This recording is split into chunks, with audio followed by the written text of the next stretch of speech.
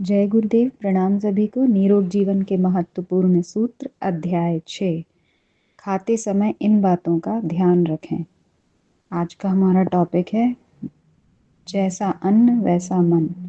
आध्यात्म विद्या के वैज्ञानिकों ऋषियों ने आहार के सूक्ष्म गुणों को अत्यंत गंभीरता पूर्वक अध्ययन किया था और यह पाया था कि प्रत्येक खाद्य पदार्थ अपने में सात्विक, राजसिक और तामसिक गुण धारण किए हुए हैं और उनके खाने से मनोभूमि का निर्माण भी वैसा ही होता है। साथ ही यह भी शोध की गई थी कि आहार में निकटवर्ती स्थिति का प्रभाव ग्रहण करने का भी एक विशेष गुण है। दुष्ट, दुराचारी, दुर्भावना युक्त या हीन मनोवृत्ति के लोग यदि भोजन पकावें या परोसें तो उनके वे दुर्गुण आहार के साथ सम्मिश्रित होकर खाने वाले पर अपना प्रभाव अवश्य डालेंगे। न्याय और अन्याय से, पाप और पुण्य से कमाए हुए पैसे से जो आहार खरीदा गया है उससे भी वह प्रभावित रहेगा। अनीति की कमाई से जो आहार बनेगा वह भी अवश्य ही उसके उपभोक्ता को अपनी बुरी प्रकृति से प्रभावित करेगा।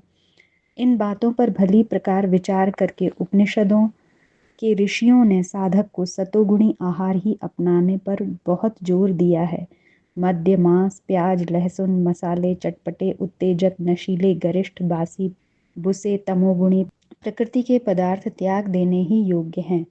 इसी प्रकार दुष्ट प्रकृति के लोगों द्वारा बनाया हुआ अथवा अनीति से कमाया हुआ आहार भी सर्वथा त्याज्य है। इन बातों का ध्यान रखते हुए स्वाद के लिए या जीवन रक्षा के लिए जो अन्न औषधि रूप समझकर भगवान का प्रसाद मानकर ग्रहण किया जाएगा वह शरीर और मन में सतोगुणी स्थिति पैदा करेगा और उसी के आधार पर जीवन में प्रसन्नता व शांति मिलनी संभव होगी। उपनिषदों में इस संबंध में अनेकों आदेश भरे पड़े हैं। जैसे खाया हुआ अन्न 3 प्रकार का हो जाता है। उसका जो स्थूल भाग है वह मल बनता है, जो मध्यम भाग है वह मांस बनता है और जो सूक्ष्म भाग है वह मन बन जाता है। पिया हुआ जल 3 प्रकार का हो जाता है। उसका जो स्थूल भाग है वो मूत्र बन जाता है, जो मध्यम भाग है वो रक्त हो जाता है और जो सूक्ष्म भाग है वह प्राण हो जाता है। हे सौम्य, मन अन्नमय है, प्राण जलमय है, वाक तेजोमय है। छांदोग्य अध्याय 6 खंड 5। अन्न ही बल से बढ़कर है। इसी से यदि 10 दिन भोजन न मिले तो प्राणी की समस्त शक्तियां क्षीण हो जाती हैं और वे फिर तभी लौटती हैं जब वह पुनः भोजन करने लगे। तुम अन्न की उपासना करो, यह अन्न ही ब्रह्म है।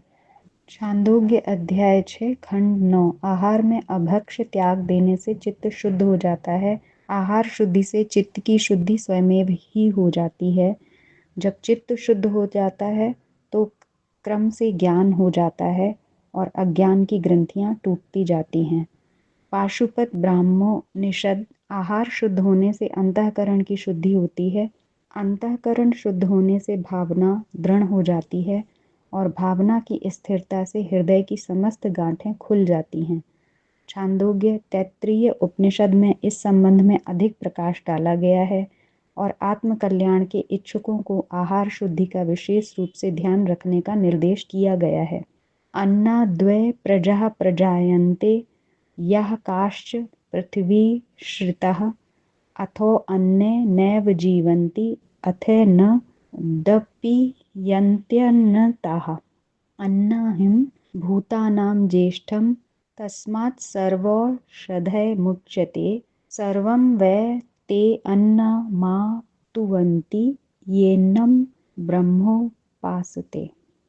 इसी पृथ्वी पर रहने वाले समस्त प्राणी अन्न से ही उत्पन्न होते हैं, फिर अन्न से ही जीते हैं और अंत में अन्न में ही विलीन हो जाते हैं। अन्न ही सबसे श्रेष्ठ है, इसलिए वह औषधि रूप कहा जाता है। जो साधक अन्न की ब्रह्म रूप में उपासना करते हैं वे उसे प्राप्त कर लेते हैं। तस्माद्वा एतस्माद् अन्न रसम या दन्योदर आत्मा प्राणमयः तेनैष पूर्णः सर्वा एव पुरुष विधि एव। तैत्तिरीय 2।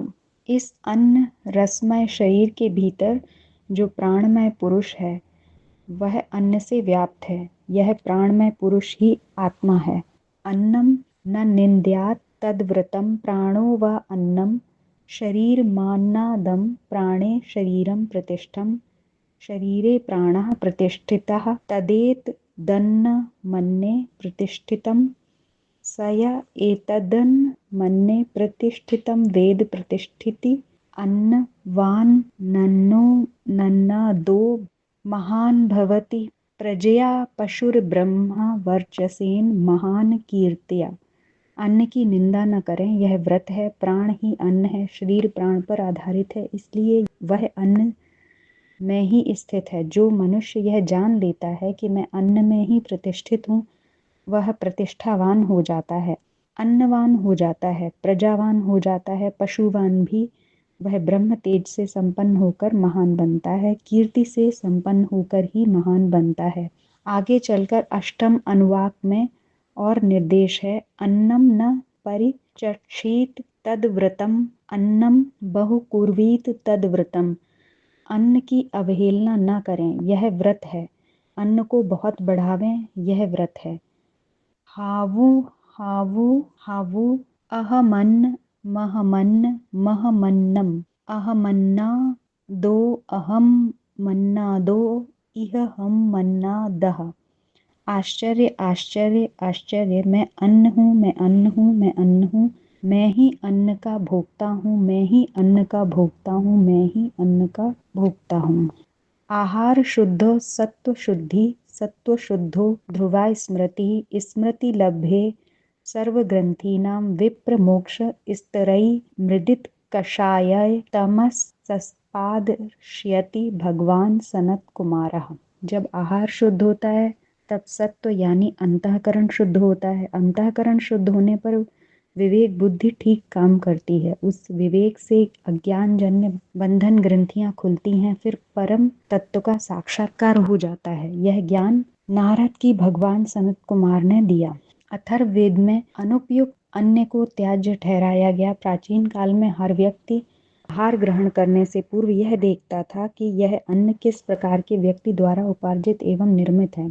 उसमें थोड़ा भी दोष होने पर उसे त्याग दिया जाता था। केवल पुण्यात्माओं का अन्न ही लोग स्वीकार करते थे। किसी के पुण्यात्मा होने की एक कसौटी यह भी थी कि लोग उसका अन्न ग्रहण करते हैं या नहीं। अथर्ववेद में कहा गया है, सर्व वा एव जग्ध पापमा यस्यान्न पश्यन्न नति, अर्थात वही व्यक्ति पुण्यात्मा है जिसका अन्न दूसरे खाते हैं। आज भी वह पुरानी प्रथा देहाती क्षेत्रों में किसी रूप में प्रचलित है कि जिसके आचरण अनुचित समझे जाएं, उसके यहाँ का अन्न जल ग्रहण न किया जाए। जातिच्युत होने में यही दंड मुख्य होता था। वाल्मीकि रामायण में अंतःकरण को देवता के रूप में प्रस्तुत करते हुए इसी प्रकार का प्रतिफल बताया गया है। लिखा है, यदन्न पुरुषो भवति तदन्नास्य तस्य देवता, अर्थात मनुष्य जैसा अन्न खाता है वैसा ही उसके देवता खाते हैं। कुधान्य खाकर साधना करने से साधक का इष्ट भी भ्रष्ट हो जाता है और उससे जिस प्रतिफल की आशा की गई थी वह प्रायः नहीं ही प्राप्त होता है। तो आज के टॉपिक में हमने पढ़ा कि हम जैसा अन्न खाते हैं वैसा हमारा मन बन जाता है। अतः हमें जो अन्न है वो बहुत ही शुद्ध और सात्विक तरीके से बनाया और कमाया हुआ अन्न ही हमें खाना चाहिए। आज के लिए इतना ही। जय गुरुदेव, प्रणाम सभी।